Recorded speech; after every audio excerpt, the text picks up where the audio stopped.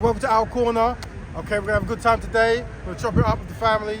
We're gonna do a bit of a reaction video to, as you might know, there's obviously conflict going on in Palestine, and some brothers have decided to do kind gestures and send either kind messages or a whole lot of resources towards certain groups in that particular region. So we're gonna cover that. And the thing we're gonna start off with, I think, is it Floyd Mayweather? Yeah.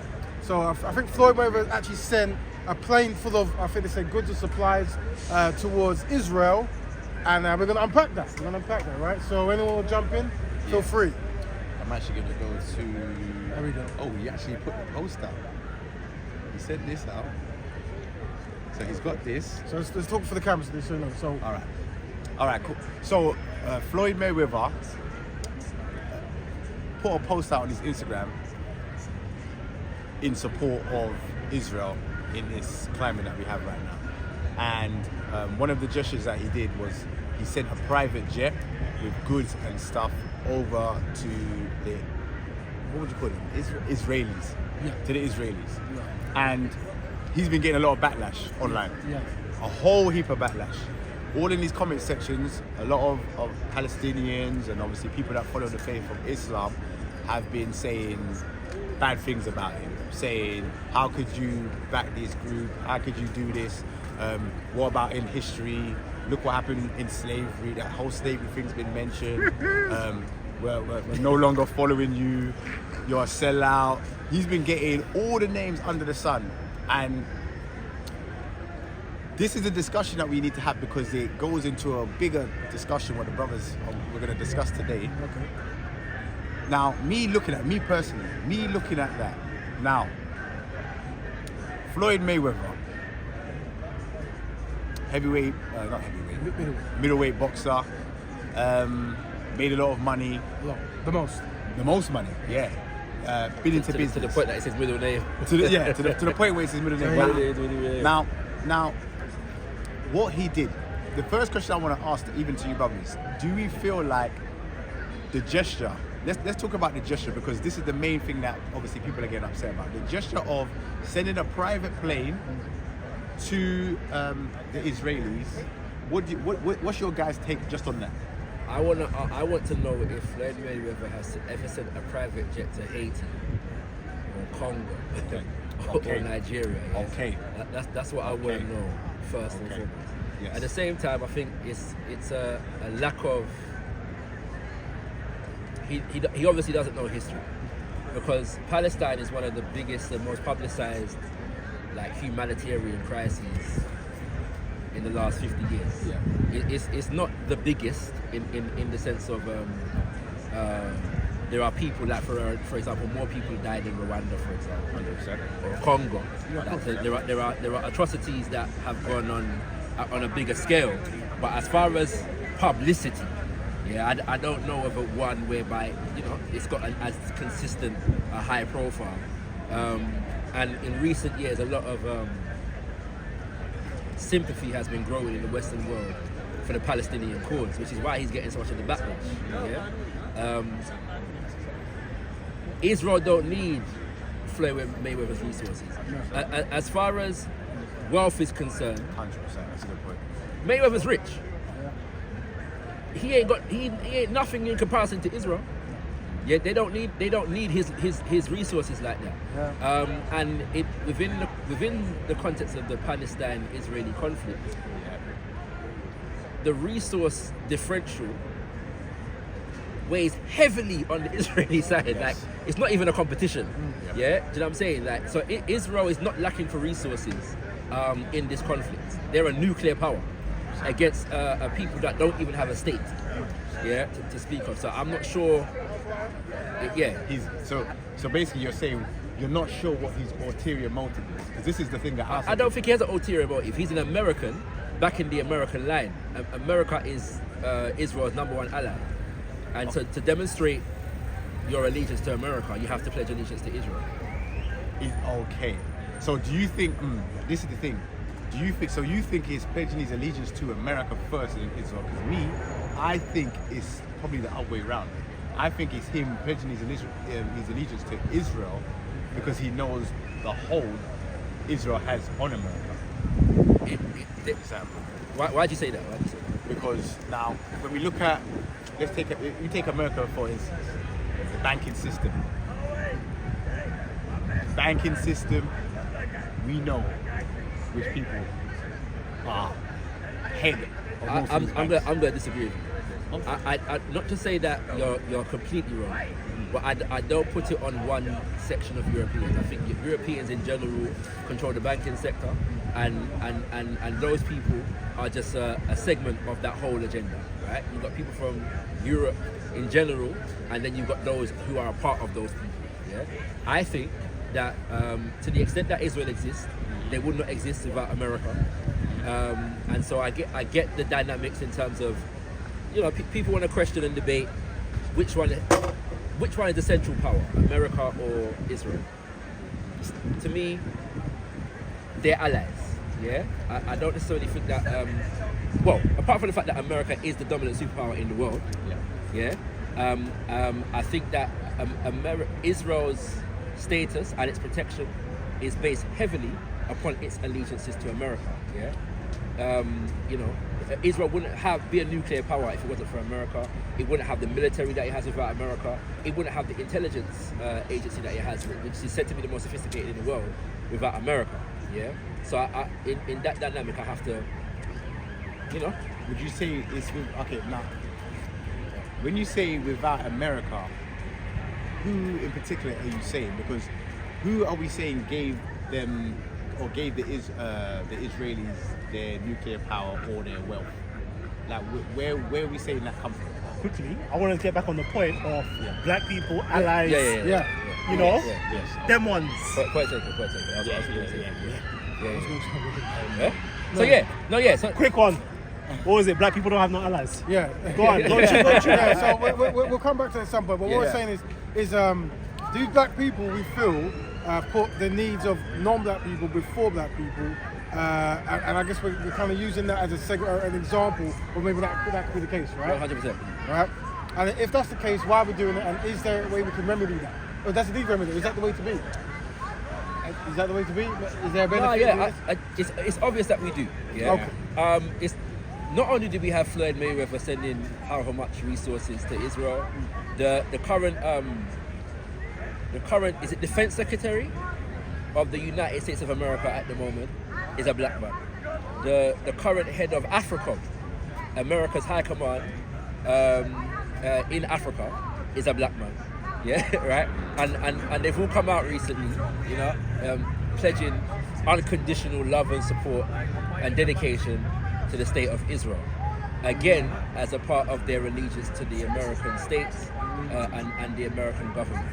At the same time, there are brothers and sisters who are supporting Palestine, and I think there are reasonable and what is being done in Palestine at the moment is an injustice. Yeah, but the issue that we have as black people is that whereas there are many of us who will speak on Palestine, I've come across brothers and sisters, but never speak on Sudan, never speak on Haiti, yeah, never speak on Congo, never speak on the Niger Delta, yeah. I don't know any other group of people, in particular as Palestinians, who are going to speak on Congo before they speak on Palestine, yeah. And this is the issue that I think we have as a people. We pledge unconditional solidarity to others, whereas their solidarity with us is conditional upon our solidarity and our recognition of their issues. That's a very good point. Very good point. So I wanted to know there. What's the injustice on Palestine? Now you got into the different issue that you're trying to get us away from. Okay. The injustice is the occupation of Palestine. The Israel as a state was created, centrally, although there's issues before this, but in 1948, after the ending of Mass European War II, aka World War II.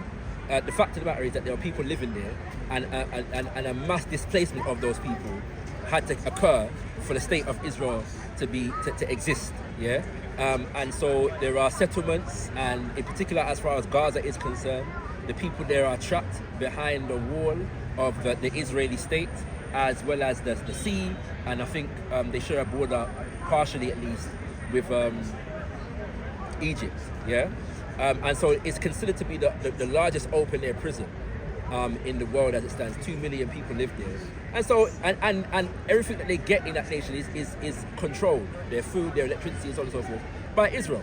So there's a significant there are significant injustices that are taking place.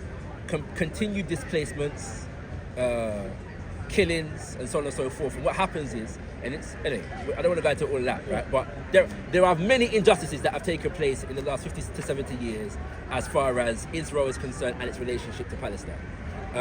But we're talking about the mindset of black people, where Yes. you will see a non-black person suffering, Yes. and then your heart drops. Yes. And you'll see a black person suffering, it's like, well, it's just normal life. And so the effort and attention is more towards other people, while their natural osmosis, by natural how they operate, Yeah. is to fix themselves. We're concerned as black people, we don't actually have that same self-surviving mechanism. 100%. And how do we build that? And naturally, I think one thing is, obviously, the media or certain kind of media will promote certain conflicts and challenges from other countries, right?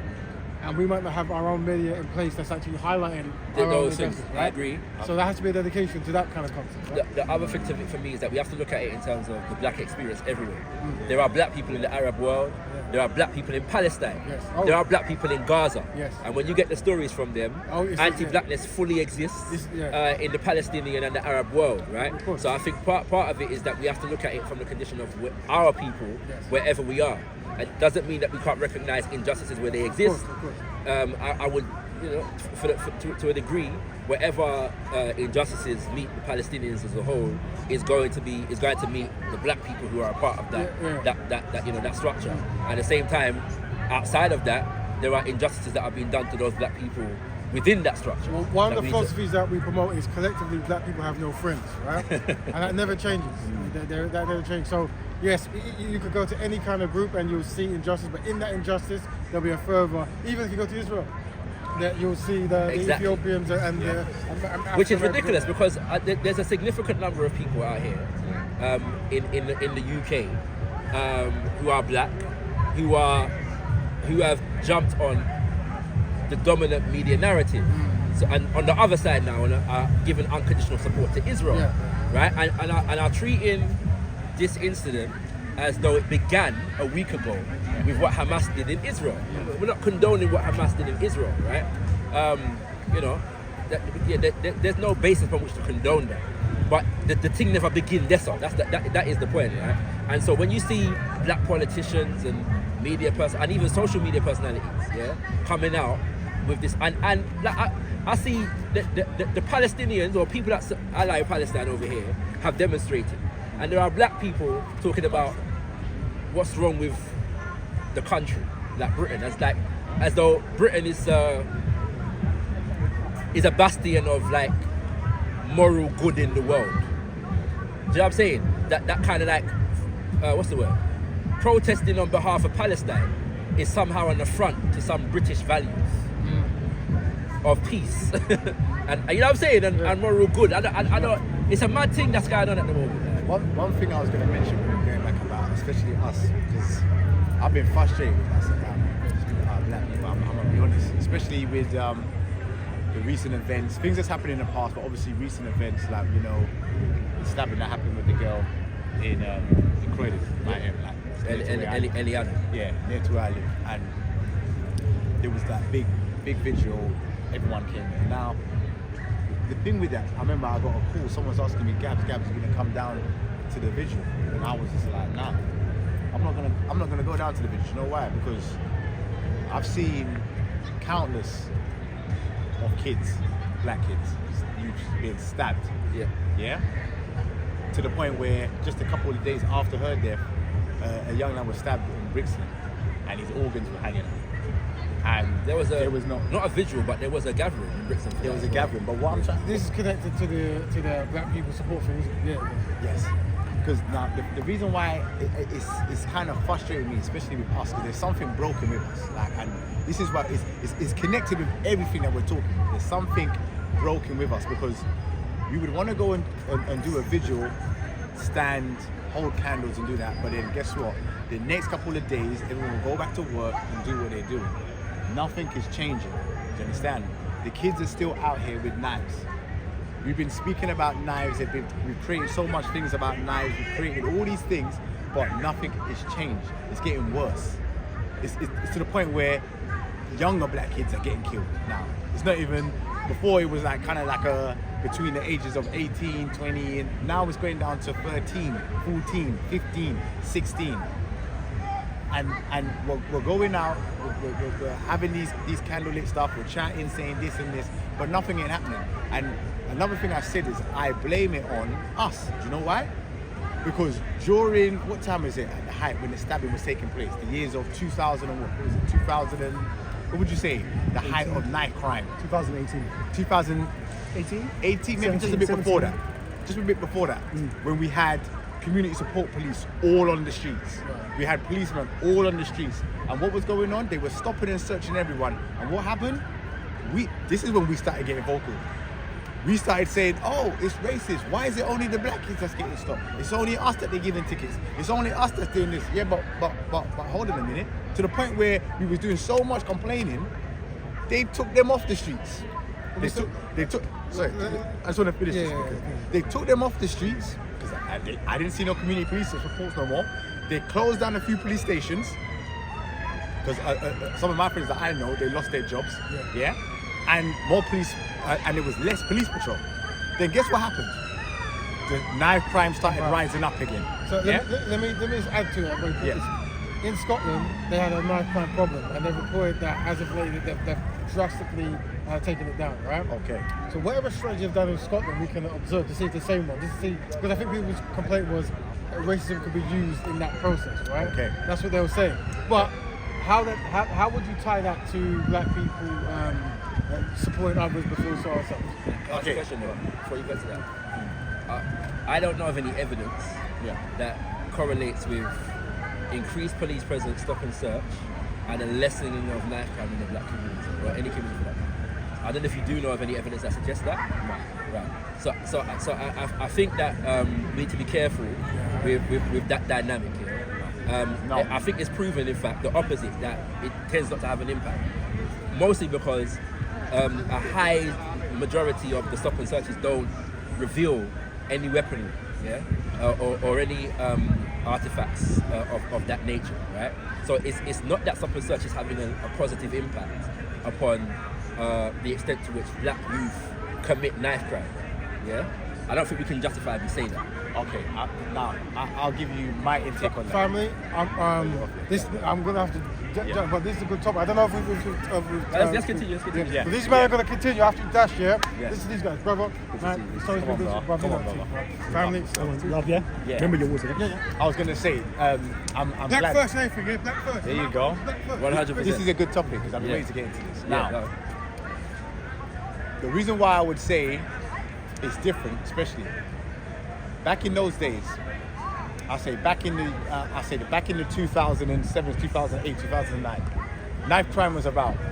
But knife crime, you didn't at that time period, because especially I'm not gonna say I was out on the streets, I was in gangs.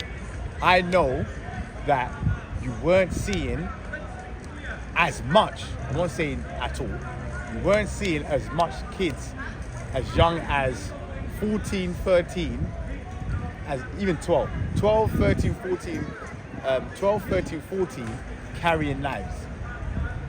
You weren't seeing it. Do you know why? Because back in those days, it was more a thing of if you were carrying a knife or the person to carry the knife, you had some sort of status or you was one of the main persons in the gang. Do you understand? It wasn't a thing now where everyone's carrying like. No, it's a different thing now. It's a different, and this is the knives are romantic. And this is what I'm saying. So the whole stopping and searching, I'm saying when we was protesting about stopping and searching, which we did do. When? What protest? Because I don't remember protests against stop and search. I remember that? No, I don't remember like literal and I could be wrong. I could be. I could have missed something. There was actively took to the streets. Yeah. I don't recall this. I don't recall. Don't you remember that time when they was? I know there's general dissent in the black community about stop and search. Nah. I don't remember a physical protest. There was being physical called protests against stop and search. Okay, go on. There was physical protests happening about the whole stop and search.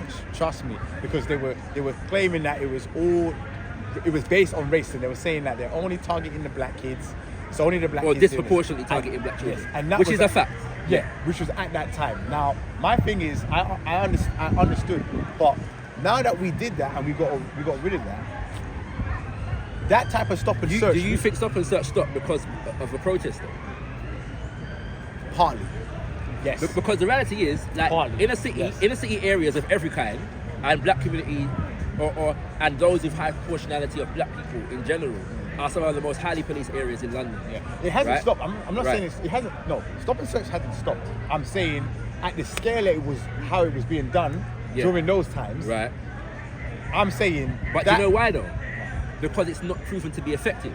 Right. So a lot of. I'm going to get to a point. Go. The reason why it was proven to not be effective because like what I was going back to, there wasn't that much people carrying knives like that. It was the odd occasion when it was happening. Whereas now, every day, almost every day, you will probably hear about maybe 3 to 4, 5 stabbings happening. So you're saying, let's clarify your point. You're saying that between 2018 and... No, 2018. I'll say 2007. 2007 right. to 2000 and... Okay, sorry. Yeah, when you're talking, I could recall some protests about stop and search from them time. That's what I thought you meant like more recently. Yeah, no. Okay. Because remember, of recent, it's gone haywire. No, And okay. we haven't really had... Okay. We haven't had no... Okay. We haven't had no... Have you seen any protests now to bring back more stop and search? No. But this is the point. Why would we do that? Because it's not as Why though... would we do that? Yes. Why would we do more stop and search? And this is what, because now, like what you said, the knives that the kids are carrying around, it's on an increase to the point where as young as 13, 14, 15-year-olds are walking around with knives. But the problem is, more stop and search is proven to not be solving that problem.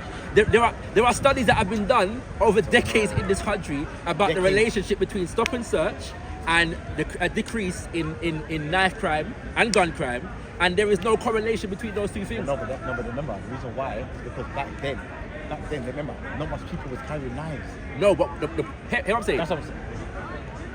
From them time there till now, consistently, there has been research done on this issue. Okay. Right? And it has not proven that an increase in stop and search leads to a decrease in the amount of knife crime. Not just in the black community, in any community. Okay, so... Because the numbers of, the rates of stop and search and the resources that it takes to do that, measured with the amount of knives that they're actually finding, is insufficient. The resources... And it's insignificant. Okay, good point. So then the question is... when was the recent increase in stop and search? Have they done it for the police force? I can't remember the specific details. We're talking about the last study that I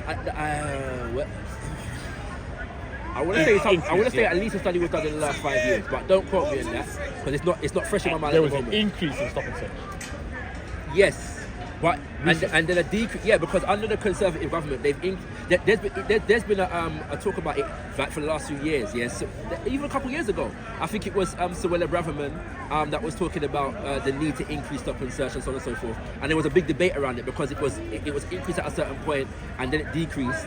Not because of black people's protests, but because of the fact that there's no relationship. It's not proven to solve any problems. Right? I would love to find out those dates. 100%. We should do that. Yeah, we need to find that. We should do that. We should do that. Yeah. Because what I'm saying for certain is that there is no study that is able to demonstrate the results of an increase in stop and search correlated with a decrease in knife crime. Okay, I get what you're saying, right? And I would agree with you, but the reason why I would agree with you, I would use it in a certain context of the time period. So I would agree with your statement in the time period of between 2007, between the years of 2007 and 2015. Let me show you why I think you're incorrect. Yeah. You mentioned 2006, 2007. At that time, they had a whole section of the police that was dedicated to addressing specifically black on black crime. Yeah? Do you remember Operation Trident? Yes, Operation Trident. Right? Yes. Operation Trident existed. This was a section of the police force never existed before, to deal with specifically black on black crime. And what was the crimes in that time? What was the main? Knife crime and gun crime. There was a bit of both, and I think at one point knife crime took over. Yeah, what's it called? Do you think it was on the same scale? I think there's been fluctuations in the periods of time. It was considered high at that moment in time. Yeah, the level of knife crime and gun crime, and I think particularly at a certain point, gun crime was on the rise. Yes, yeah? gun crime. Right, yes, what's it called? And, right, yes, I'm saying, yeah. In the early 2000s, that's why they brought a significant gun crime issue began to develop, right? And then I think they put some more restrictions on the guns, in different ways, and I think the knife crime thing, but became an issue within that context as well. Yes. Okay, but I'm saying that the gang violence and so on and so forth didn't decrease because of the new force. Right. There were more black people in prison because of it. Yeah. It didn't necessarily lead to a decrease in the influx of black youth into gangs, violence among black communities, and so on and so forth. What it led to was the increased criminalization of black youth, right? Okay. And so, however, however justifiable one fix that is or isn't, what wasn't happening is a decrease in the violence. Okay. Right? That's my argument. Now, Raven mentioned Scotland. Yeah? And I have some knowledge of the Scottish thing, right? Yeah. What they did with Scotland is that they started to look at root causes, and they treated the issue as a public health issue and not just an issue of fighting crime. Okay. Right? So the issue then I didn't even hear about that. Right, there are studies on it. There's even some basic like Guardian articles and Daily Mail articles on it. Yeah, you can get the basic overview of what happened. Yeah, but that is concerned. All right. So they began to look at it as a public health issue. So now it wasn't just an issue of stop and search, lock them up, and that kind of vibration. Yeah. Is that your dog? All right, what's it? So what are you saying sorry for? All right, okay. All right. What was I saying? Yeah. Scotland. All right. So when you look at they began to treat it as a public health issue. So they began to go into communities and provide services, social services for the young people, not just that were involved, but that were in the catchment area. Yes, whereby these things were high profile, and began to address the issues pertaining to the younger generation, right? And so many other different things that they did, and there's proven to be a decrease based upon those methods. Do you understand what I'm saying, right? So the issue is not an issue of how much police is in the black community. The issue is an issue of resources and the extent to which the people in our community who are doing that work. There are many organizations in the black community that are geared towards dissuading and preventing black youth from engaging in such activities. Do you feel like it's working? To some degree, but again, it's an issue of resources. In Scotland, they had government resources that were put behind this program. Given from the government. So the government. From the government. So they collaborated with community groups and gave them resources to continue and expand the reach of their work. Right? Now, most of the groups that are doing it in our community are under-resourced. Whilst we're having a conversation about giving the police more resources to solve a problem that is proven that they can't solve based upon their generous modus operandi. So I'm saying, well, why don't we have a thing, instead of saying, well, why don't we campaign for more police? Why don't we campaign to get the tax money that we pay, instead of allocating it towards more officers and more police operations, why don't we say we need, as a community, have institutions? We want a certain amount of resources on a borough level and on a national level that from the tax money that we pay, allocated towards these community groups that are already doing this work and have a proven track record of results. I know people that are doing literal gang intervention. They're on estates. Negotiate between this gang and that gang. Do you know what I'm saying? there are men them that are running rites of passage programs. Yeah? Rites of passage, yes. No resources, bro. So Everybody's working free after work, trying to do 2 hours on a Wednesday. and have these organisations, have they put the hand out to the government for I research? don't- Or have they had that chat? So like Yes this- and no. Yes and no. Yeah. Every.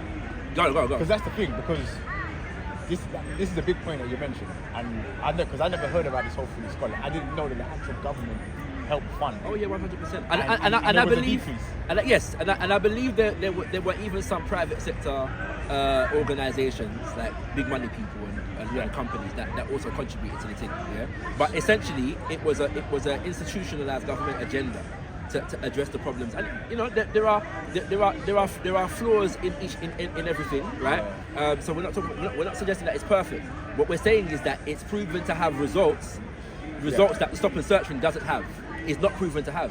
So the thing is, a question I would say is, has our government, or why hasn't our government looked to Scotland and seen It's a good question, and I can't answer it. Right? What's it and called? seen and tried to implement Many its own? people have asked that question.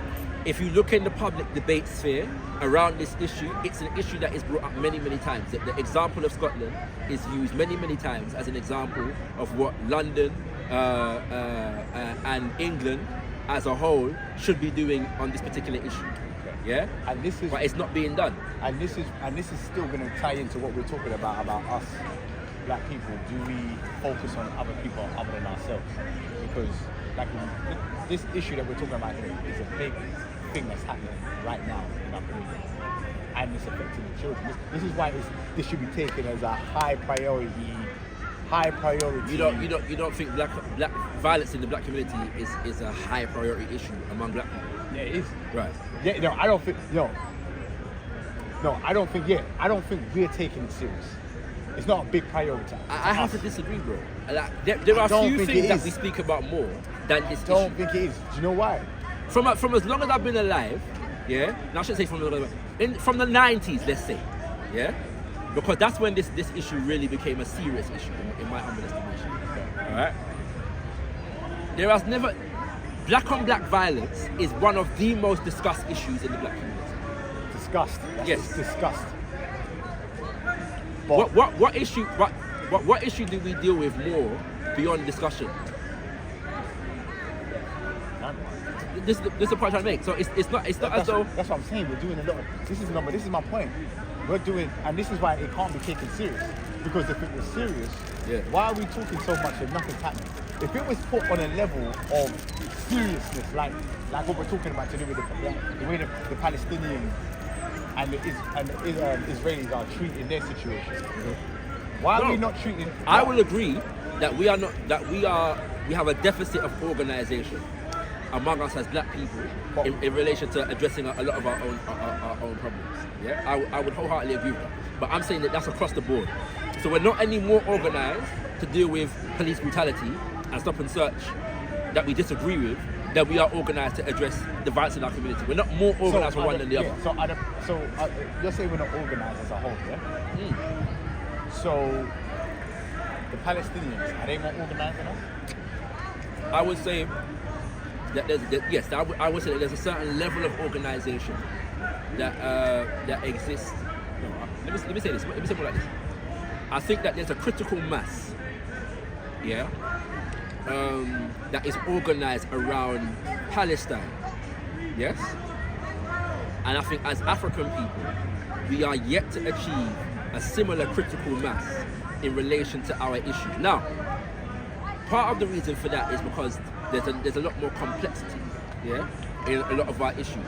Our diaspora is wider. But even having said that, there are many issues in the Arab world that I feel like, again, so like those who are concerned with Palestine are often simultaneously concerned with Yemen, are simultaneously concerned with Syria, are often simultaneously concerned with issues of Iraq and Iran. Yeah, so there are complexities there too. It just so happens that Palestine is probably the most prominent of the issues, for said community, and they're galvanized one around being Arab, but also around being Muslim, right? And so we are yet to organize around something central to us, which I might Which is ask. still the big point that we're going to get into. It's Right. another topic. Even that alone is on topic. But again, I'm saying on the level of critical mass. So Yes. I'm not saying that doesn't exist.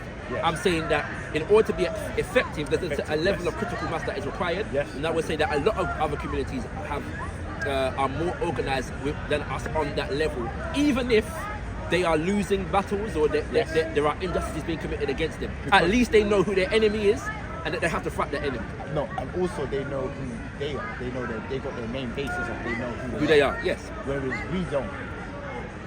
Some of us. Yeah. As a collective, as a what's the word? As a big enough collective to create to enforce a movement. Do you understand what I'm saying?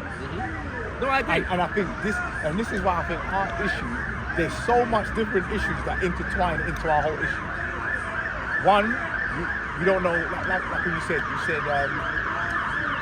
what brings them together or makes them strong to a degree is the religion, Islam. Second, their culture, which is being an Arab. Yeah? In our community, what do we have? What can we say our religion is? But this is the point, right? And I would agree with you to a certain degree. Yeah. Yeah. Yes, brother. I beg you, one of you, man, tell me how to open these things. I'm not trying to open it for time. I'm not even taking a piss. But why did you walk past everyone? Because them man start shaking when I ask them. Them man are real brothers. No, he's way too young for this. No, you can do This ain't for the under 18. Young to open up a lollipop. You're a doctor? That might be an example of what we were talking about. Open it for me, please. You ready? And come to the brothers there. To open up a lollipop. To write it. That's funny. That is very funny. Yeah. Make sure you don't see me, huh? Indeed. George of the jungle. I do magic. I don't even want to say that. Let's move on. What's it cool? Yeah. No, but I'm saying that it's not that we don't have it. There are people that have been organising among us for over a century. Let us organise on the basis of our shared identity. Yes, as African people. Yeah. What? Right? They're saying as African people. Yeah. I still don't think even that has enough hold on it. The hold that it currently has and its potential are two different things. There is nothing stopping us from having the hold that we want to, except for the barriers that we are putting our own way. Me personally, Or the barriers that others put in our way that we are maintaining wittingly or unwittingly. I think, me personally, this is my opinion.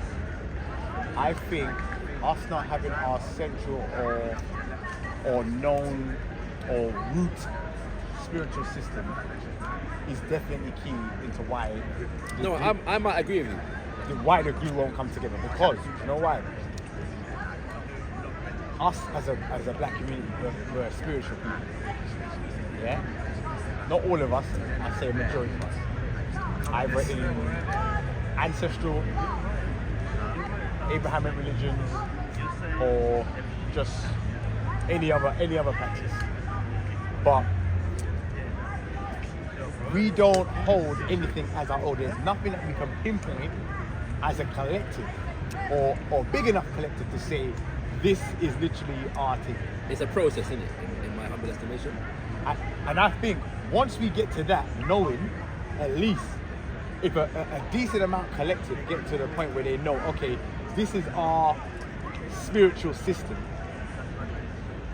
that will then start the rest. Because remember, some brothers might not want to work with each other because they say, well, brother, you're that. I've got I agree with you to a certain degree, and we're getting a start to wrap up the thing here. Yeah. We've got 5 minutes, at least 5 Yeah, minutes. cool. Yeah. That's cool. But the thing for me is culture. Yeah, that takes into consideration the spiritual. Yes. But I feel like if we put it in that context, we're able to engage the process a bit more incrementally. So yeah, I would agree. I advocate African spiritual systems. Yeah? As a composite framework. Yes. Right. So not just any one, but as a composite framework. So you might adhere to one. Yes. But there's a relationship between them that allows us to relate to each other on the basis of mutual and shared goals, yeah, and dynamics. At the same time, I recognize that brothers who are as you mentioned, in Abrahamic religions, may not harmonize with that completely, but may harmonize on a cultural level. Yes, you know what I'm saying, with certain things, and are able to and there are expressions of this, manifest and express themselves religiously within a cultural framework that is more directly and relatedly African, right? And so that might be a step in the process, yeah, of being able to forge that greater unity and that understanding among us, yeah. And I accept that as a part of our journey as it stands at the moment, right? But at the same time, I feel as though the biggest asset that we can develop is the intention. Yes, is the intention to make our African identity and culture work and functional in order to be able to solve certain problems. Yeah, and one of the things that is definitive if you study our history in terms of our incapability to solve certain problems is the level of disunity that exists among us. Is the fact that we're not able to connect the issues of Congo to Haiti. Why? And of Jamaica to Nigeria. Why? Why is it not connected? And there's many reasons. But yeah. And this is the reason why, because I hear what you're saying, but even like when we're talking, when we even connect it even with this, with the Israeli and Palestinian, the main reason why, one of the main reasons why these two are back is stems from religion. Stems from literally from the religion. The Israeli. Yes and no. Go. The reason why I say that is because it's an ongoing beef between the Jews and the Arabs. But they haven't always been beefing. Yeah, but there was more beef in periods of history between Christians and Jews, yeah, than there was between Arabs and Jews. What was the reason? You can probably help. What was the reason the Americans gave, or the American British gave the Israelis that land? It represented their interests. They were looking for a power base for Western imperialism. So it wasn't based on that area of the world. Religion. No, the Judeo-Christian construct was largely developed politically to cement the relationship between America and Israel. Okay. Yeah. So before that, there was not really a this term Judeo-Christian is a very recent terminology. Yeah. Remember, Jews do not consider Jesus to be the Messiah. I know. Right? So they've got significant issues with Christians on that basis alone. Yeah? They also don't consider Muhammad to be a prophet. Right? But the Christianity is a far older religion. Right? So the beef essentially was really between Christians and Jews. The Jews were being persecuted throughout Europe by Christians. Yeah? And there are some, I've heard Jews say this, that between the two, the Arab world gave them a better shake than the Christian world did. Yeah? The Holocaust never happened in Arabia. Right? You know what I'm saying? Yeah? Nothing similar to my knowledge has ever happened to Jews within the context of the Ottoman Empire, Mamluks. Yeah? You know what I'm saying? Sorry, the Ottomans are not Arabs, right? But within the Muslim world, let's say. Right? You know what I'm saying? Yeah? What's the Fatimids? Yeah, you know what I'm saying? Who was before the Fatimids? Bedouins, yeah? Right? And I don't know of, not that there were no issues. Yeah. But I'm saying that the construct of Judeo-Christian is essentially a political construct, in my humble estimation, to my knowledge, and I'm willing to be corrected on this, to solidify the white Christian relationship with white Jewish relationship. Yeah? And so because of the fact that this facilitated the incursion on land that was dominated by people who identified as Arabs at a time when Arab nationalism was a significant issue in the world, yeah, it created beef on that level between Muslims and Jews, or people who practice Islam and people who practice Judaism on the basis of being Arabs and on the basis of being Muslim. Bearing in mind that there are also Palestinian Christians who are affected by these issues too. 100%. So not everybody in Palestine is a Muslim.